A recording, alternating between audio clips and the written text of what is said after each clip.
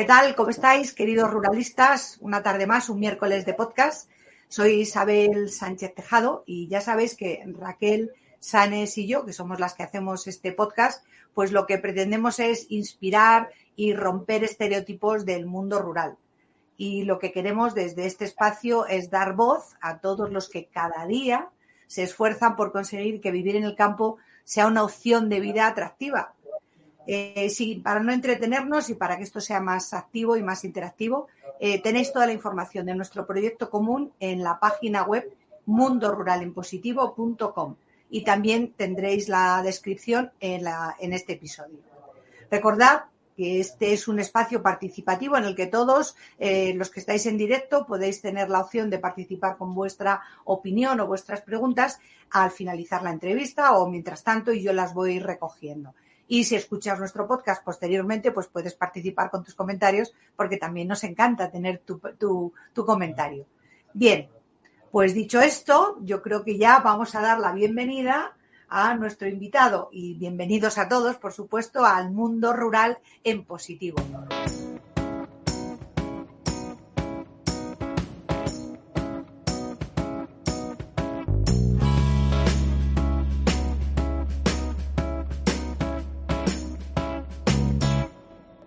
Hoy, esta tarde, tenemos con nosotros a José Miguel Méndez Fernández. Él es economista y es hijo de ganaderos del occidente de Asturias. Dice en su perfil de LinkedIn que está comprometido con el desarrollo rural de occidente de Asturias y otras zonas de despoblamiento y abandono de pueblos. José Miguel nació y vivió durante su juventud en un pequeño pueblo de interior llamado San Juan de Prendonés, en Nenín, a 4 kilómetros de La Caridad, que es la capital del concejo del Franco, en Asturias, por supuesto, y a unos 12 kilómetros de Navia. Durante unos años, José Miguel se desvinculó del mundo rural para ejercer como economista en el Departamento de Administración y Contabilidad de una empresa de construcción y servicios industriales de la zona, pero luego se vino al camino y en el 2010 retomó su actividad en el medio rural para ayudar a su hermano en una plantación de kiwis de 1 hectárea que él había iniciado en el año 1989 como un hobby, como algo, bueno, pues para pasar el tiempo, ¿no? Pero actualmente tienen 3,5 hectáreas de plantación de kiwis. Así que bromas ninguna. Buenas tardes, José Miguel. Digo, José. ¿Qué tal? ¿Cómo estás? ¿Algo que añadir a tu presentación? Buenas tardes, Isabel, y buenas tardes a toda la gente que nos está escuchando. Pues nada, lo hiciste muy bien y sintetizaste muy bien más o menos mi trayecto vital hasta estos momentos. O sea que perfecto por la presentación. Nada, gracias de verdad por habernos dedicado este ratito al podcast Mundo Rural en Positivo. Esperamos que tu trayectoria de vida precisamente sea inspiradora, que es nuestro objetivo final, es que la gente se inspire a través de estos proyectos como el tuyo. Así que lo primero de todo, ya lo intuimos, ¿no? Pero explícanos con tus palabras qué te une al mundo rural, cuáles son tus vínculos con el mundo rural. Bueno, mis vínculos son ya de nacimiento. Yo soy hijo de unos campesinos aquí del occidente de Asturias, de una zona que es eminentemente agrícola, ganadería, sobre todo ovina de leche. Entonces, yo eso lo viví desde que nací. Y lo experimenté a lo largo de mi trayectoria vital, desde nacimiento, desde mi niñez, adolescencia y hasta el momento actual. O sea que es algo que tuve siempre muy cercano y algo en lo que yo un medio en el que yo me sentía a gusto. Y de alguna manera me desarrollé como persona también, porque hoy en día pienso que para mí que fue una ayuda importante que a lo mejor otras personas no tuvieron, aunque en aquellos momentos no se veía así. El medio rural, y probablemente actualmente tampoco se vea, el medio rural está muy desprestigiado, estuvo muy desprestigiado durante mucho tiempo y de alguna manera sigue desprestigiado. pero los que amamos el medio rural y los que nos criamos en el medio rural y no rompimos la trayectoria en el medio rural, sabemos que eso nos ha ofrecido cosas interesantes, cosas muy interesantes. Y bien, ahora estamos en otra dinámica ya. Estamos en otra dinámica en la que sí se valora el medio rural, pero hubo que romper un poco con la idea, la filosofía que tenéis vosotras, muchos estereotipos y muchos prejuicios, muchas cosas por lo que te comenté, ¿no? Es que sí, eso estarás de acuerdo conmigo en que es verdad que hay muchísimos estereotipos del mundo rural y sobre todo en negativo. Desde pequeños siempre nos han dicho, si quieres triunfar tienes que salir del pueblo, los que se quedan son los que no tienen otra capacidad de hacer nada. Parece que la ciudad es solamente el sitio donde triunfar y todos esos roles nos los han ido metiendo en la cabeza y bueno, pues es difícil salir de ellos. Es verdad que son unos estereotipos muy marcados, pero de generaciones, o sea, no es de ahora solamente. Y supongo que lo harían con buen criterio, pero bueno, yo he oído 1000 veces eso de que si quieres triunfar tienes que salir del pueblo, no puedes estar aquí, sinceramente. Nosotros aquí lo vivimos muy de cerca. Yo insisto en este aspecto cultural, cuando se habla, por ejemplo, de la despoblación rural, del problema de la España vaciada que está tan de moda, yo creo que el principal hándicap que tenemos es romper ese estereotipo, romper esa barrera cultural de que el campo es necesario.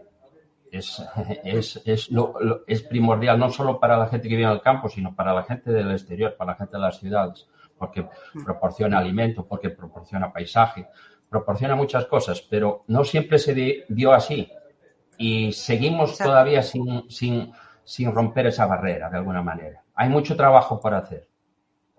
Todavía hay trabajo, sí, es verdad. En la pandemia se vio claramente que el campo, bueno, y la gente que vive en el campo y sobre todo que se dedica a la agricultura y a la ganadería, eran realmente imprescindibles porque es de donde nace el alimento, de donde nace lo vital. O sea, que es así, es algo innegable, sin duda. Y vamos a entrar en materia, José Miguel. ¿Cómo decidiste entrar en el negocio de la plantación de kiwis en Asturias, además? O sea, que esto no es lo que suele uno pensar, o sea, otro estereotipo también que hay que romper, ¿no? ¿Y cuál fue la motivación detrás de esta elección que hiciste? Sí, bueno, pues estas cosas a veces surgen por casualidad y yo no sé si fue casualidad o fue premeditada. Yo tengo que ser justo y realmente...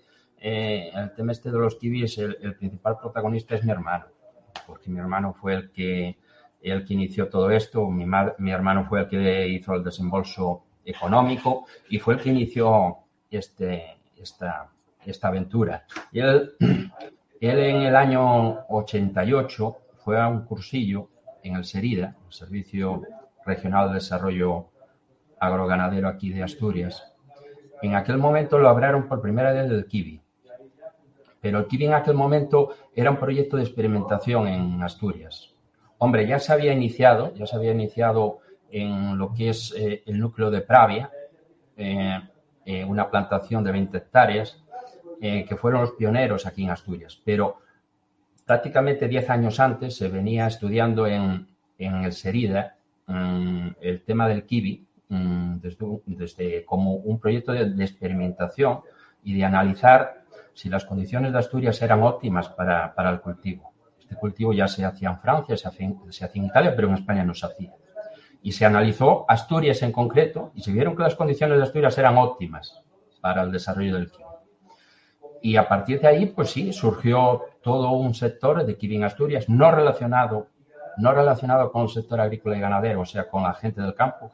Se metió gente de otros sectores, gente de la empresa, gente de la industria, pero el kiwi actualmente no está relacionado directamente con la gente de la agricultura y la ganadería tradicional en Asturias. Nuestro caso sí, pero casi podríamos decir que es una excepción. Puede haber algún otro, pero de manera generalizada es un sector muy profesionalizado en el que se introdujeron gentes de la empresa, de otros sectores, y muy profesionalizado, muy profesionalizado, pero no como una evolución de la ganadería tradicional de Asturias. Eso no se produjo con el kiwi. Oye, estás diciendo, lógicamente estamos viendo que la plantación de kiwis en Asturias es un cultivo algo inusual, o al menos hasta hace unos años.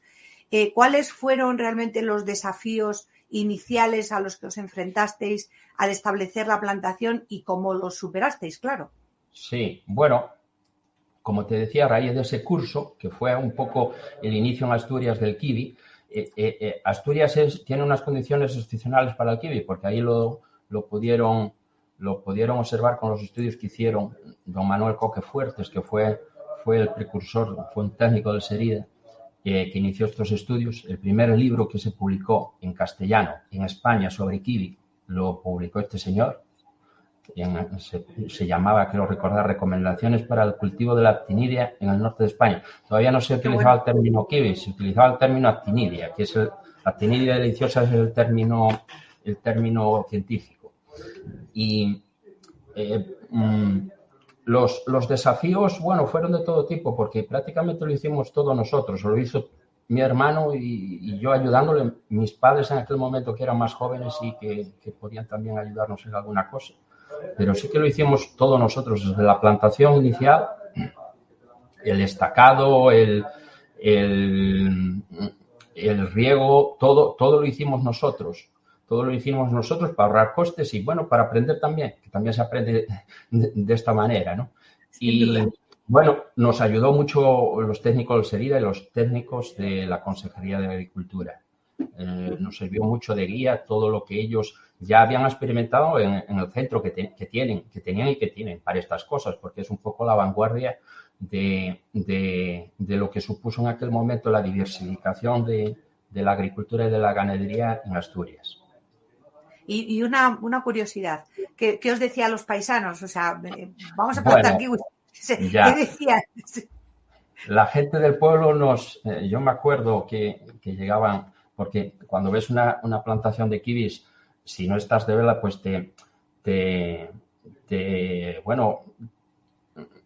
es algo novedoso, ¿no? Porque lleva unos estacados muy visuales, lleva unas estacas de 2 metros de altura, cada 5 o 6 metros, entonces una hectárea plantada, o sea, con toda esa parafernalia que hay que ponerle, pues, y ellos no sabían, los vecinos no sabían, pues lo veían como algo, dice, esta gente no sabe lo que está haciendo, no sabe lo que está haciendo y lo que... Porque, claro, un pueblo es lógico, ¿no? Además, la plantación nuestra aquí en el occidente de Asturias fue la primera que se hizo. Fue la primera fue la primera en explotación comercial. Porque, bueno, hay gente en el campo que tiene 2 o 3 kiwis para consumo de casa, bueno, eso es otra cosa, pero para explotación comercial, la primera hectárea esa fue la primera que hubo aquí en la zona. Fue la primera, sí. ¿Y no os decían que estabais locos? ¿Qué hacíais con el Pues kiwi? Sí, bueno, mi padre, bueno, era una persona un poco, murió ya hace 11 años, era un poco vanguardista en algunos aspectos. Entonces nosotros pedimos una hectárea, cuando vino mi hermano de hacer ese curso. El caserío es un caserío pequeño, es un caserío de 7 hectáreas, entonces todavía teníamos la ganadería en aquel momento. Y él se quedó él y la familia, nos quedamos con 6. Y nos cedió una hectárea que era la mejor hectárea que teníamos el caserío, era la mejor. Qué bueno. La cedió para eso, ¿no? Entonces, claro, eso Qué todo... visión, ¿no? La de tu padre. Qué Sí. visión tan buena la de tu padre. Qué buen criterio, años, ¿no? Estamos hablando de hace 40 años. Por eso. Me encanta. Entonces, porque... hay que ver lo que es un pueblo y lo que era un pueblo hace 40 años y que te cedan de esa manera tan valorable, tan generosa, una hectárea para que los hijos, pues bueno, probaran con algo nuevo. Me imagino que te sientes súper orgulloso, ¿no? De tu padre y de tu familia y todo esto, ¿no? Por supuesto. Nos ayudaron en esto y en más cosas, pero en esto, pues sobre todo. Sin su ayuda no hubiera sido posible. Eso está claro. Qué importante es la familia y el apoyo familiar, ¿verdad? En todo, porque al final son proyectos de vida, ¿no? No son proyectos de negocio, sí, no es para ganar dinero, es un proyecto de sí. vida. Y eso es lo interesante. Aquí en el medio rural, la ayuda, el medio rural tradicional siempre se basó en la ayuda entre, no solo dentro de la familia, sino dentro de los vecinos. Porque el medio rural tradicional, yo lo viví, bueno, tenemos una edad ya.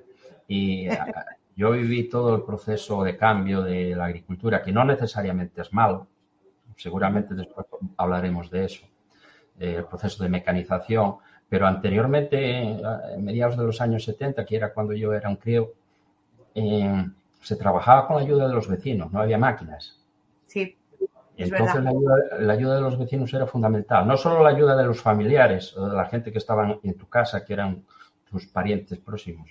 La ayuda de los vecinos era importantísima para realizar las tareas habituales de las ganaderías, del campo. Es verdad. Sin ellas hubiera sido imposible. Hoy la agricultura está más profesionalizada, la agricultura y la ganadería, y depende mucho de la maquinaria.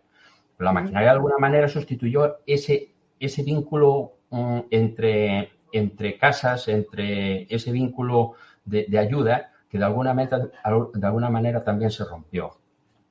Y eso tendríamos que recuperarlo, porque forma parte de la tradición del campo. Es cierto, es una característica del modo de vida rural, y es el colaborar, el cooperar, el trabajar en equipo, que llaman. Sí. Pero es que al final era algo que salía de dentro, y porque era un quid pro quo, porque hoy te ayudo yo a trillar, pero mañana me ayudas tú a mí a recoger el heno. O sea que sí. En eso se basaba el trabajo tradicional, en la ayuda entre vecinos. Era fundamental. Así es. Oye, vamos a cambiar otro poquito. A ver, ahora te paso al tema de, como economista que eres, pues cómo aplicas tus habilidades y conocimientos en la gestión financiera y económica, por supuesto, a la plantación de kiwis. ¿Hay estrategias específicas que hayas puesto tú en marcha para optimizar los recursos de la plantación?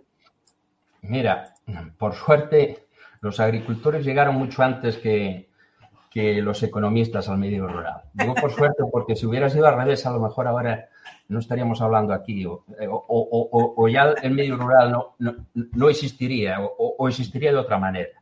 No lo sé. Yo siempre digo, Isabel, que yo intento ser un aprendiz de agricultor, porque el decir agricultor a lo mejor quizás sea demasiado pretencioso para mí. Yo aprendí muchas cosas en el medio rural. Aprendí muchas cosas, pero también perdí de aprender otras. Si resaltease hoy en mi vida, hubiese puesto todavía más atención en la sabiduría que tenían aquellos vecinos que murieron ya hace muchos años, de todo ese saber tradicional del campo que tenían y que en muchos casos se perdió porque era un saber oral que se transmitía de padres a hijos o de vecinos. Entonces yo le doy un gran valor a la agricultura y a los agricultores y a los ganaderos. Los economistas vinieron después y mira, si te digo como anécdota, yo fui como economista quizás por casualidad, porque me faltaban 15 días para matricularme en la universidad y no sabía qué hacer. O sea, la vocación, después me di cuenta que la vocación era la otra, que la vocación era la de campesino, ganadero, pero yo en ese momento no lo veía. Entonces, para mí el año aquel de Quicecou fue un año muy duro para mí, porque sabía que iba a cambiar mi vida. Yo vivía en un campo muy a gusto en el ambiente que tenía y sabía que mi vida iba a cambiar porque me tendría que ir para Oviedo o para otra ciudad. Y yo aquello lo viví con cierta amargura. Entonces, a mí al principio fue difícil el periodo aquí inicial de economista. Y bueno, después decidí de alguna manera compatibilizar las dos cosas porque veía que solo estudiando en Oviedo no daba yo el rendimiento que tenía que dar.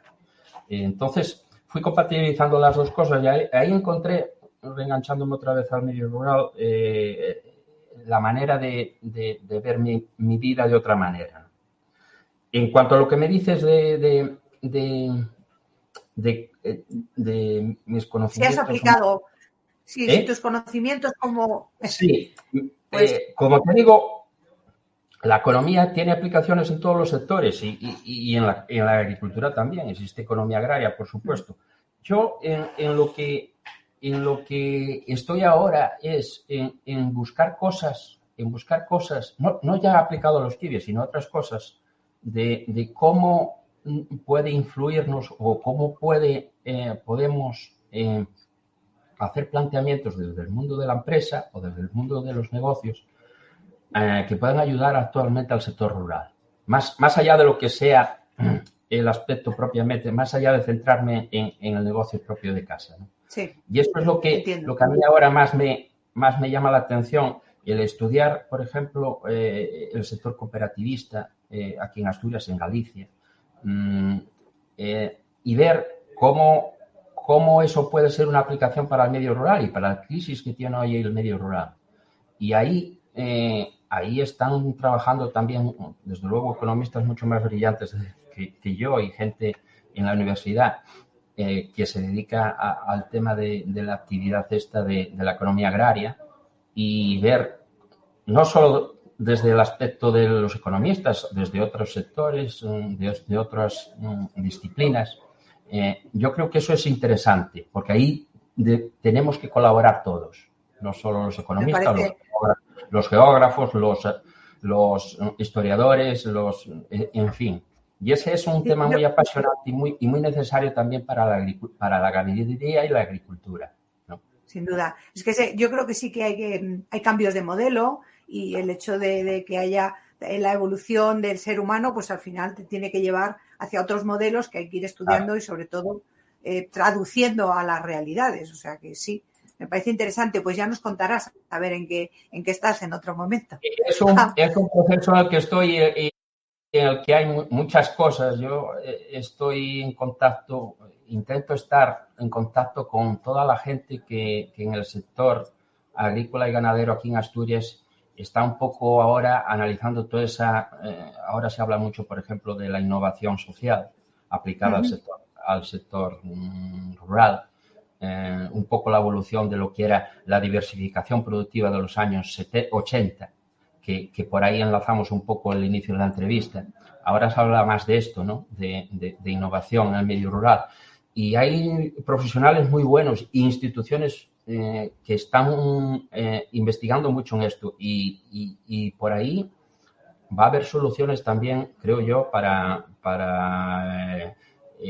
analizar el asunto de la despoblación y dar soluciones a todas estas cosas, ¿no? Mira, hay uno de los oyentes, de los que están escuchando, que está desde Brasil, que te pregunta que como economista, ¿cómo ves el desarrollo de las áreas rurales? Creo que traducido bien es Rodrigo Cordeiro da Silva, que nos está escuchando desde Brasil. Me dice eso, que como economista, ¿cómo ves el desarrollo de las áreas rurales? Bueno, Rodrigo, quizás, claro, yo desconozco la situación de Brasil por referencias lógicas de distancia y son países distintos, España y Brasil y todo lo que es el continente iberoamericano y las necesidades. Pero hay una cosa clara, en la pirámide de Maslow, aquella que nos enseñaban en el colegio, las necesidades fisiológicas son las primeras, o sea, necesitamos comer. Muchas veces nos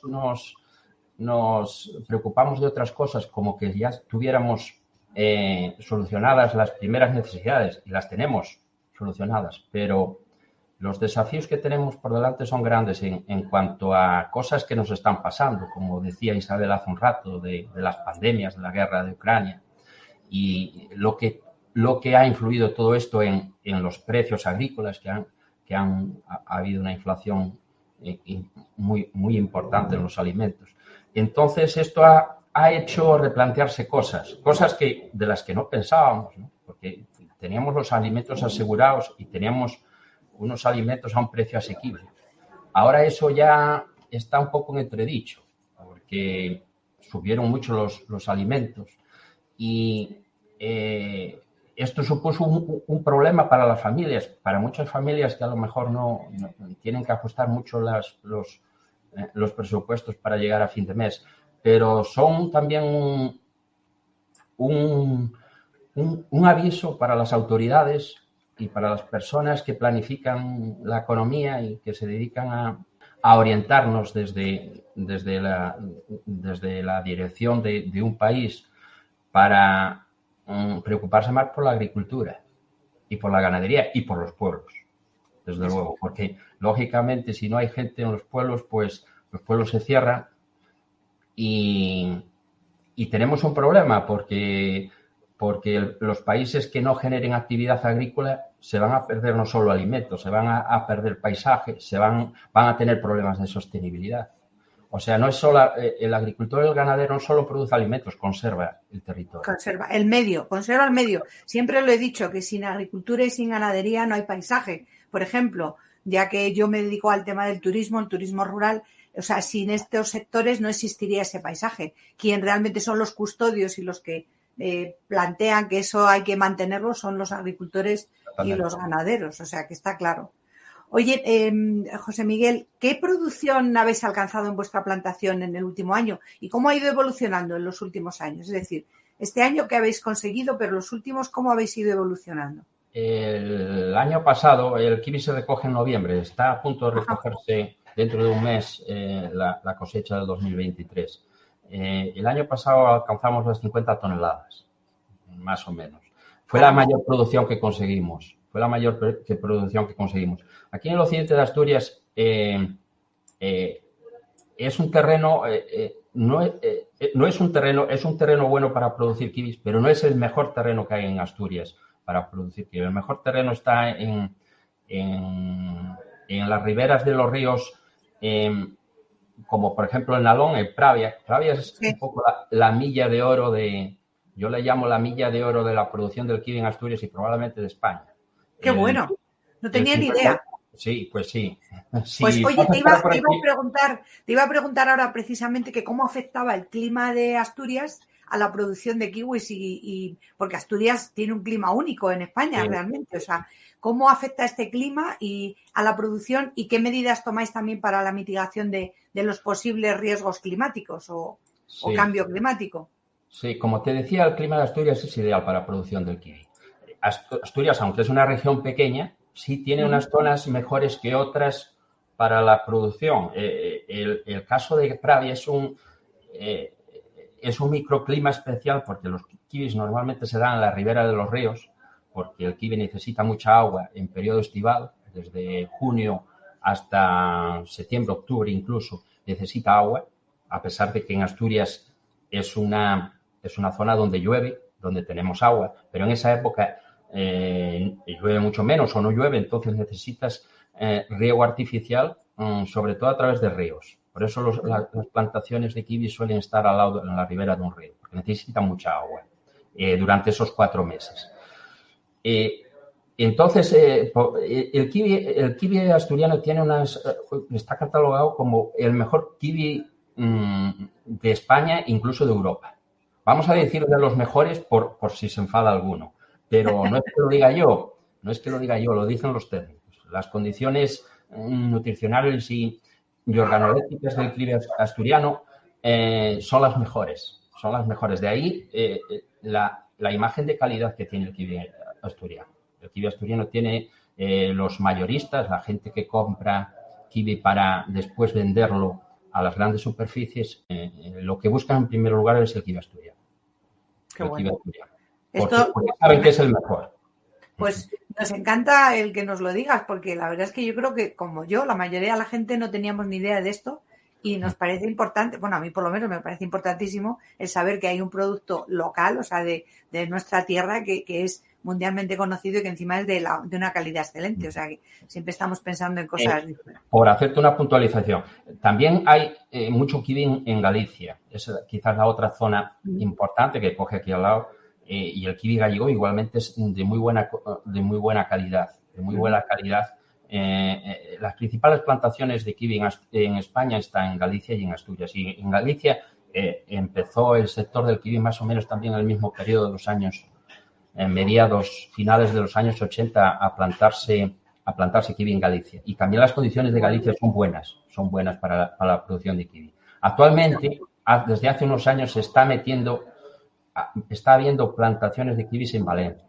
Están, de alguna manera, intentando ver si pueden desarrollar el kiwi. De hecho, ya hay kiwi allí en Valencia. No tengo conocimiento de los resultados que han obtenido.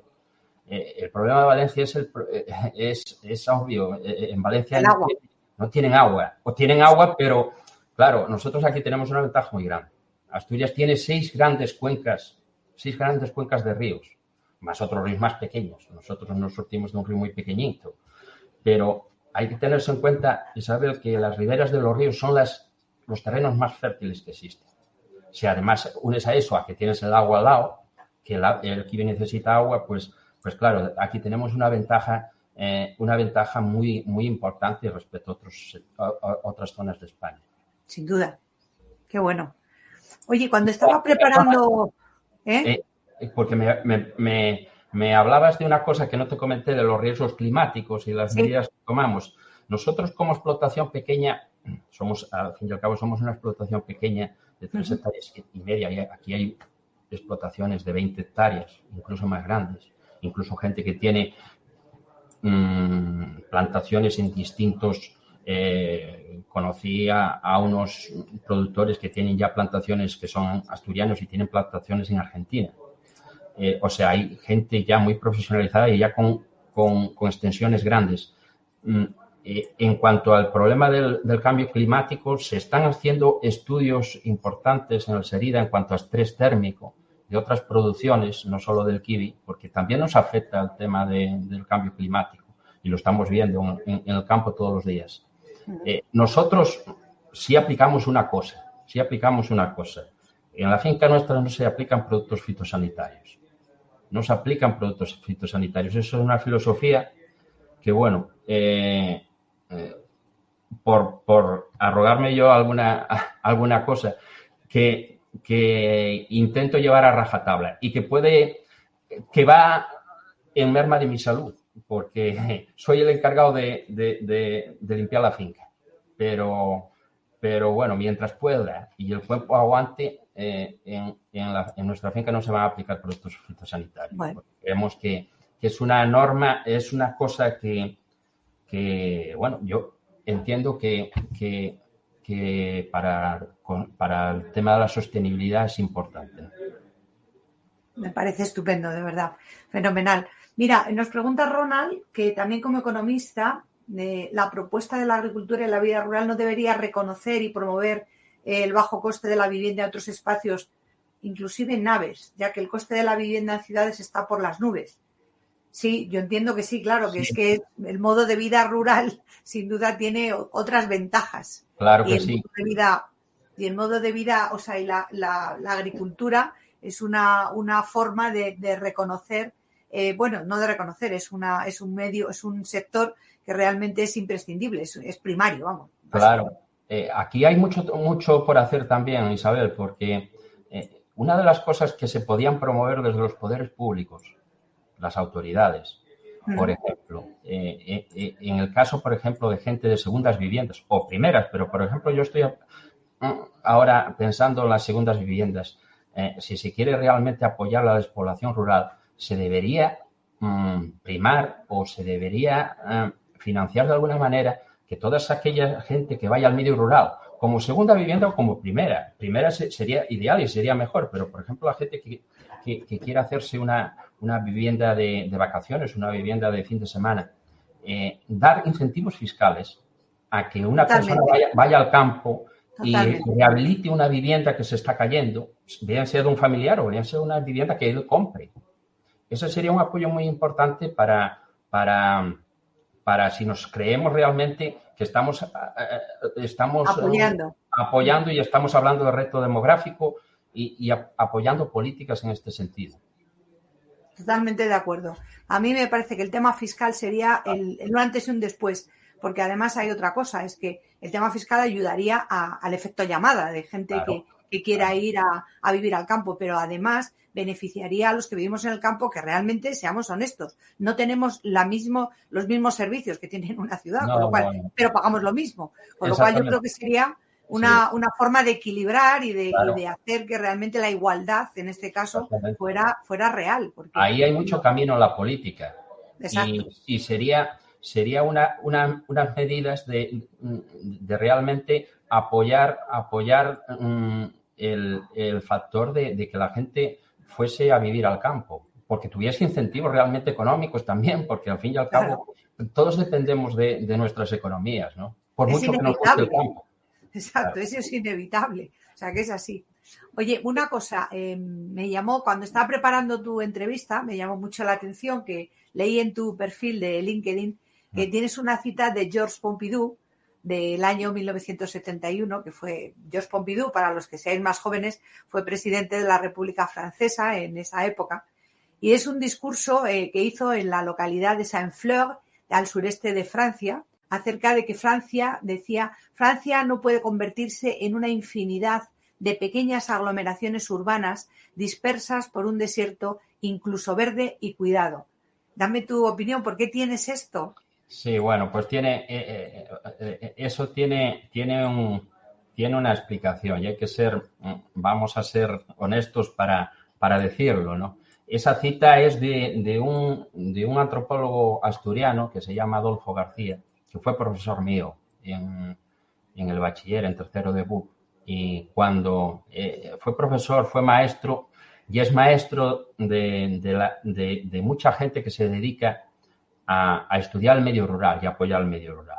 Adolfo García fue un precursor aquí en Asturias, por darte algún dato, es una persona que está trabajando ahora, por ejemplo, muy activamente en los premios Princesa de Asturias que se van a otorgar ahora. Bueno, se otorgaron, pero se va a hacer la entrega de premios ahora enseguida, en el galardón de pueblo ejemplar. Él trabaja mucho en ese premio y fue un precursor aquí en Asturias del estudio del medio rural y del apoyo del medio rural. Yo tuve la suerte de tenerlo como profesor en tercero UP aquí en Tapia de Casariego, en el instituto en el que hice yo el bachiller. Y para mí supuso un cambio también y una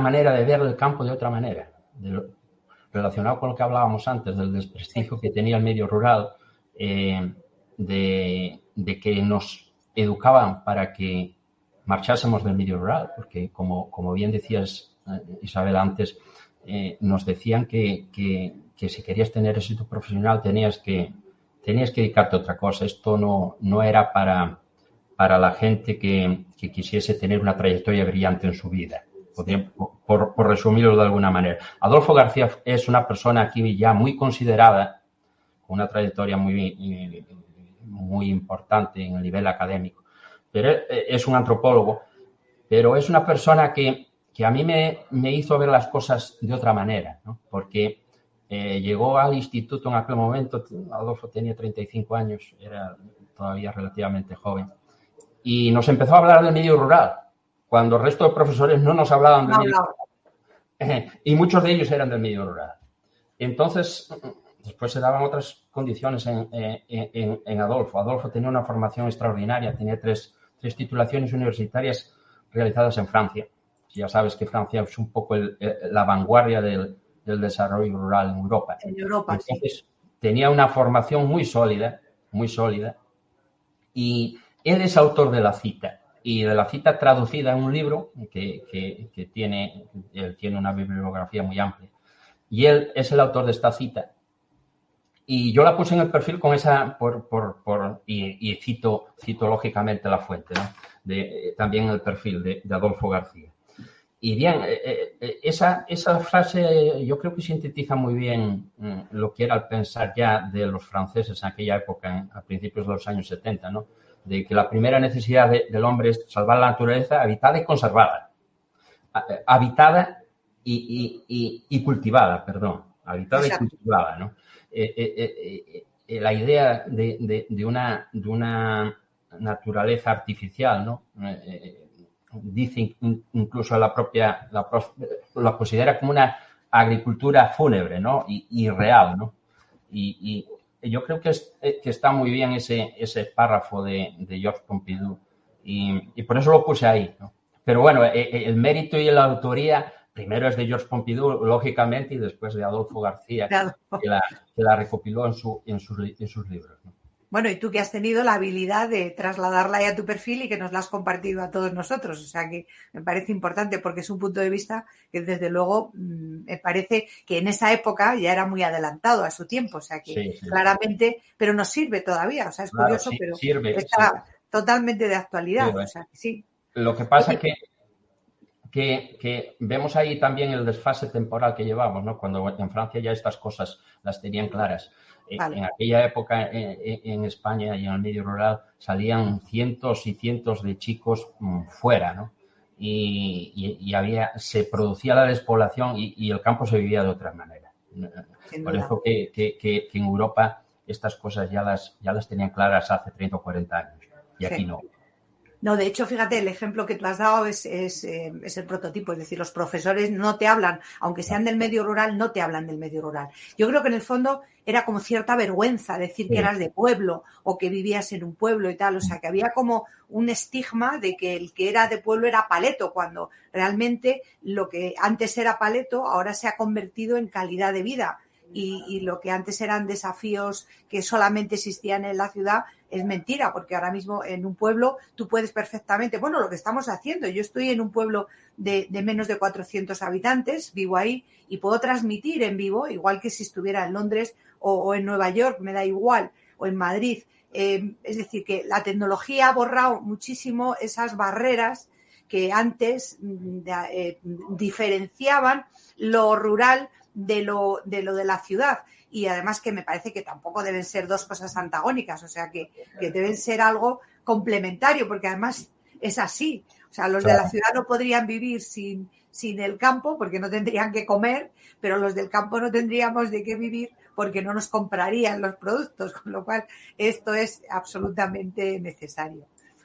Oye, desde tu punto de vista, obviamente, ¿no? ¿Qué futuro? Yo creo que antes le has contestado al que estaba escuchando desde Brasil, pero ¿qué futuro ves a la agricultura y desde tu punto de vista qué requerimientos necesita para ser rentable realmente?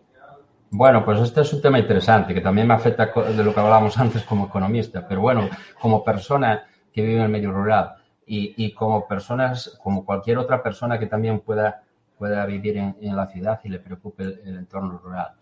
Yo en esto no pretendo ser dogmático. No pretendo ser dogmático porque aquí hay una gran discusión en los medios de comunicación y en los centros educativos. Es una vieja discusión, por ejemplo, aquí en Asturias, aplicada, por ejemplo, a la actividad tradicional, que es la bovina de leche, si el método intensivo o el método extensivo, ¿no?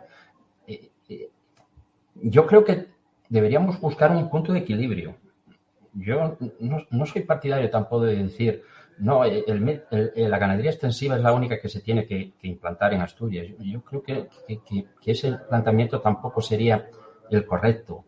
Yo creo que tenemos que buscar un punto de equilibrio, ¿no? Tenemos que buscar un punto de equilibrio. Sí es cierto que Asturias tiene unas condiciones, su propia naturaleza como región, unos recursos naturales que la hacen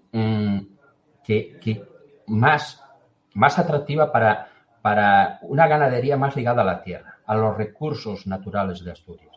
Por ejemplo, cualquiera que pase por Asturias actualmente ve que, por ejemplo, está cambiando el paisaje. Lo que antes eran pastos, que era un poco el emblema de Asturias, aquí en el occidente de Asturias sobre todo, que es zona eminentemente lechera, están sustituyéndose cada vez más por el maíz. Cada vez hay más maíz y menos pasto. ¿Por qué? Bueno, pues porque el 90% de las explotaciones son intensivas. Entonces, claro, el maíz es el maíz es necesario. Es el alimento para la producción intensiva. Yo considero que que deberíamos apoyar más la agricultura extensiva, más basada en los recursos naturales propios de la región, más apoyada en los pastos. Porque creo que es beneficioso para otras políticas de sostenibilidad y de visión de Asturias como conservadora del paisaje, ¿no? Pero tenemos que tener en cuenta esto que te decía, ¿no? Que tienen que convivir, bajo mi punto de vista, que tienen que convivir los dos modelos. Yo tengo compañeros que se dedican a la producción de leche en modelo intensivo y son grandísimos profesionales. Y no soy yo quien para decirle a estos ganaderos excepcionales que están equivocados. No soy yo quien para decírselo. Nosotros teníamos una ganadería extensiva. Y en el año 2003 la cerramos. Yo estaba al frente de la ganadería. Y me vi en el momento de tomar una decisión cuando se apostaba por los modelos intensivos y bajo mi punto de vista yo no estaba dispuesto a producir en intensivo. Pero no quiere decir que los modelos intensivos no sean válidos. Vale. Ni mucho menos. Está entendido.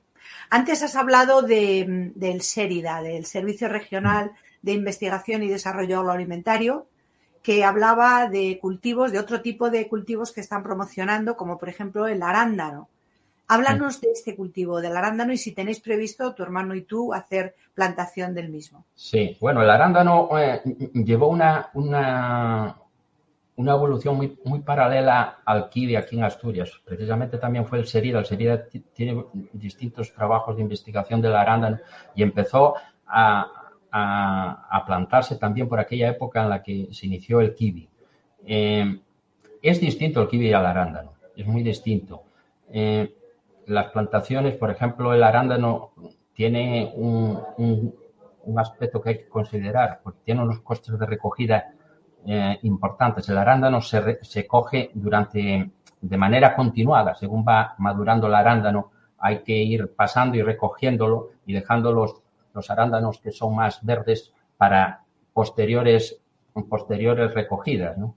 Entonces eso lleva un coste y ese coste hay que tenerlo en cuenta. No es como el kiwi lo coges todo de una vez, como otro tipo de frutas, ¿no? Pero el arándano tiene esa especificidad, ¿no? Que hay que tener. Es como un poco como el café, ¿no? Que van cogiendo los granos que ya están maduros y es a mano, ¿eso se recoge a mano? Sí, de momento se recoge a mano, aquí se recoge a mano. Entonces tiene un componente de empleo de la mano de obra importante. Es un producto interesante porque, como todos los frutos rojos, aquí el SERIDA los promocionó. Ya sabes que los frutos rojos tienen unas condiciones nutricionales y saludables para la salud muy importantes, ¿no? Tanto el arándano como las cerezas, como la frambuesa. El SERIDA tiene muchos estudios sobre estos productos. El otro día me salí aquí en la prensa un chico que vino de Cataluña a plantar aquí en la zona occidental interior, creo que en Allende, creo recordar, 6 hectáreas de cerezas. Uh-huh. Es vanguardista también porque no hay ninguna plantación de cerezas a nivel comercial de esa magnitud aquí. Sin embargo, las cerezas era algo habitual en los pueblos y en las huertas de nuestra gente, ¿no? Es una cosa que muchas veces te hace pensar, bueno, viene un chico que está en Cataluña a plantar cerezas a Asturias, ¿no? Es un chico además que estaba metido en el tema del comercio exterior y bueno, salió, como te digo, salió a la prensa estos días. Las condiciones de Asturias son, como te comentaba, muy interesantes en cuanto a todos estos productos, porque Asturias tiene unas condiciones únicas para la producción de frutos rojos y de otro tipo de fruticultura. Y yo creo que la fruticultura es una actividad en Asturias a desarrollar sin duda y con un futuro muy importante. Qué bueno.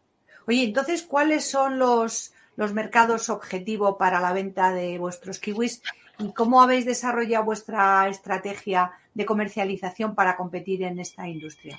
Sí, mira, los kiwis, por explicártelo brevemente, ¿no? El kiwi, cuando se empezó a producir, se empezó a producir aquí en Asturias en los años 80, era un producto totalmente desconocido, ¿no? Un fruto desconocido. Yo recuerdo que se vendía por unidades y a un precio muy caro. Sí. Era una cosa muy... Después fue curioso lo que le pasó al kiwi, porque el gran promotor del kiwi fueron, y el que le hizo la gran campaña publicitaria al kiwi fueron los médicos y los nutricionistas, que empezaron a hablar del kiwi por sus características, ¿no? Sus características para la salud.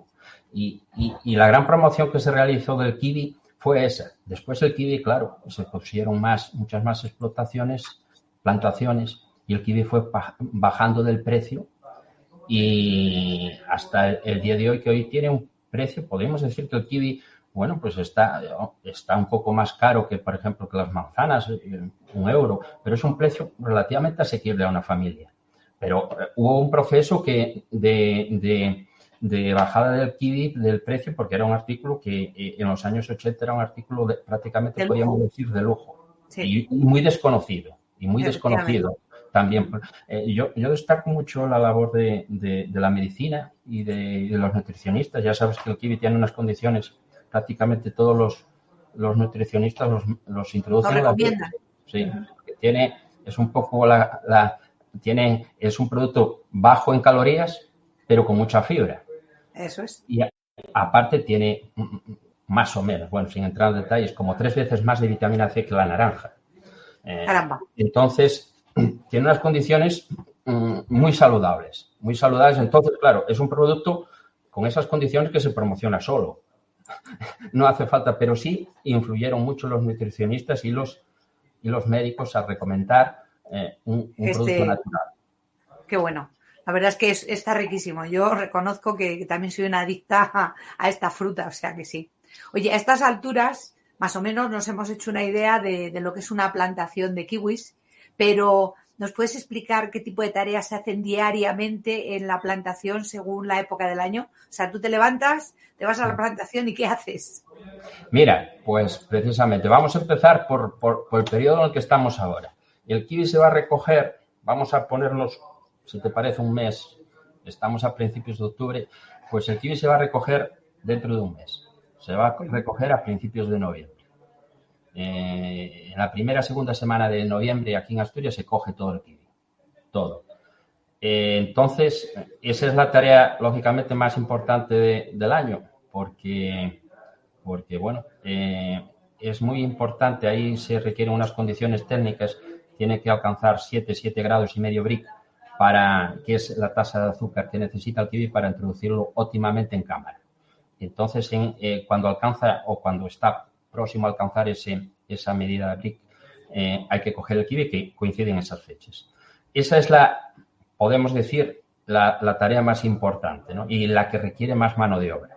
Porque, por ejemplo, nosotros para la recolección, bueno, todas las explotaciones, si son más grandes, obviamente, pues necesitas mucha más mano de obra. Pero necesitamos gente exterior y es cuando más gente se contrata. La recogida se intenta que dure lo menos posible, porque se intenta que el kiwi no esté mucho tiempo desde que se coge en palés, que es donde se almacena, y se intenta llevar a las cámaras lo antes posible. Entonces, lo que se intenta es que ese periodo sea lo más corto posible. Puede durar 1 semana, 2 semanas como mucho. Ya se introduce en cámara. Entonces, ese sería la primera quincena de noviembre. Después, lo que se suele hacer una especie de paro biológico. Se suele dejar descansar al kiwi pues 15 días o un mes. Y a continuación empieza el periodo de poda. Suele empezar el periodo de poda a principios de enero. A principios de enero se empieza la poda y normalmente la poda dura un par de meses, ¿no? Es importante no cortar, que no ir más allá de la fecha en la que empieza a subir la savia otra vez al árbol, porque ahí puede generarse bacterias y puede haber problemas con el árbol, ¿no? con la salud del árbol, de la planta, ¿no? Pero bueno, más o menos suele durar lo que es la poda un mes y medio, dependiendo también lógicamente, de la gente que tengas. En ese periodo también se requiere contratar personal. Nosotros somos 2 en la explotación que la llevamos todo el año, pero tanto en el periodo de recogida como en el periodo de poda necesitamos personal externo. Y después viene el atado. Los kiwis tienen una particularidad. Todas las canas, la poda lo que significa, tienes que cortarle las canas, tienes que renovar el árbol, tienes que cortarle las canas que dieron fruta y dejar las canas que nacen nuevas, que son las que dan las renovaciones que les llamamos, son las que dan fruto. Entonces, al año que viene. Exactamente. Entonces, el periodo de poda es muy importante porque ahí empieza la planificación y de que hagas una buena poda depende que tengas una buena cosecha el año siguiente. Claro. La poda y la polinización que viene posterior son los 2 aspectos importantes de la producción del año. Después viene el atado, como te decía, que el kiwi tiene la particularidad de que todas las canas que has dejado, ¿no?, las renovaciones, tienes que atarlas. Tienes que atarlas a unos alambres que forman la estructura de las plantaciones de kiwis. Ajá. Eso todo va atado con unas ataduras especiales que tenemos que nos hace hacerlas muy rápido, pero cada cana tienes que atarla. Ahí, pues imagínate, cada árbol puedes dejarle en torno a 20, 30 renovaciones o 40 y todas esas tienes que pasar y atarlas, todas. Después del atado, pues bueno, ya viene un poco el abonado de la finca y bueno, ahí a partir de abril, mayo, ya viene lo que es el mantenimiento diario de la finca. El desbroce, en fin. Y eso ahí ya normalmente necesitas, con la gente que está habitualmente en las plantaciones, se hace, ¿no? Se hace más o menos, sería...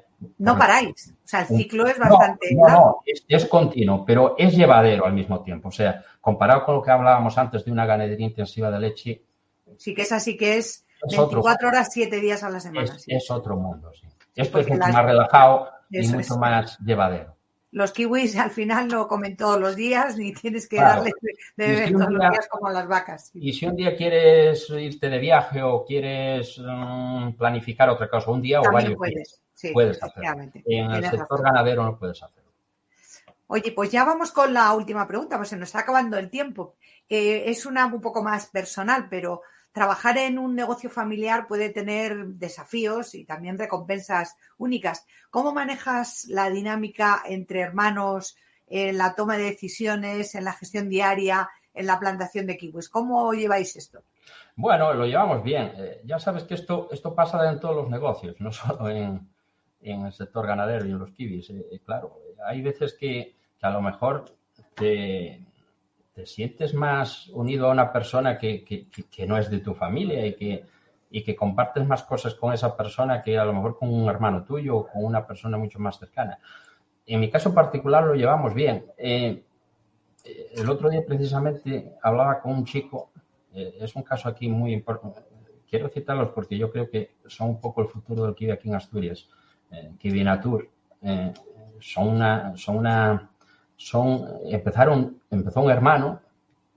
hermano, Alejandro Lechado, creo que sobre el 2012, pero ahora antes se incorporó una hermana y ahora se incorporó otro hermano, todos que venían de trabajar en otras cosas, ¿no? Y los 3 hermanos están tirando, son de los principales productores aquí en Asturias de kiwi ecológico. Tienen un montón de hectáreas plantadas, tienen, creo que me dijo, 100 hectáreas. Pablo Lechado, que es el chico, el más joven, el que fue el que se incorporó el último, ¿no? Salió en la prensa también estos días por una noticia novedosa de 3 chicos jóvenes que están apostando por el kiwi en Asturias y 3 hermanos, ¿no? Y 3 hermanos. No es muy normal, no. Pero por lo que te decía, muchas veces encuentras una compatibilidad, no necesariamente en la familia, encuentras en otra persona que tiene tus mismas formas de ver los negocios y que no necesariamente es tu hermano. Pero en este caso sí se da, y es un caso que para seguir y desde luego para apoyar, ¿no? Que tres hermanos apuesten de esta manera por un producto en Asturias y por un kiwi, como es y por kiwi ecológico, ¿no? O sea que para mí tiene un gran mérito el proyecto que están realizando los de Kiwi Nature. Tengo una reunión pendiente con ellos y en cuanto pueda, pues quiero hablar y quiero conocerlos porque seguro que tienen muchas cosas que enseñarnos. Y también de aprender de vosotros, que ya lleváis tiempo, o sea que bueno, va a ser un quid pro quo. La explotación nuestra es mucho más modesta. La explotación nuestra es mucho más modesta y ellos son mucho más jóvenes y hay que apoyar a la gente joven. Sí. Y los tres hermanos Lechado realmente son un ejemplo y un ejemplo no muy habitual. Por eso te digo que hay que ponerlo en valor. Es que a mi perro le encanta hacer todos los podcasts tienen que salir. No hay manera. A la reunión. No hay muy forma. Bien. Pues bueno, estamos hablando del medio rural. Oye, en medio rural hay perros también. Pero es que siempre me lo hace todas las veces que hay podcast tiene que salir. No hay forma.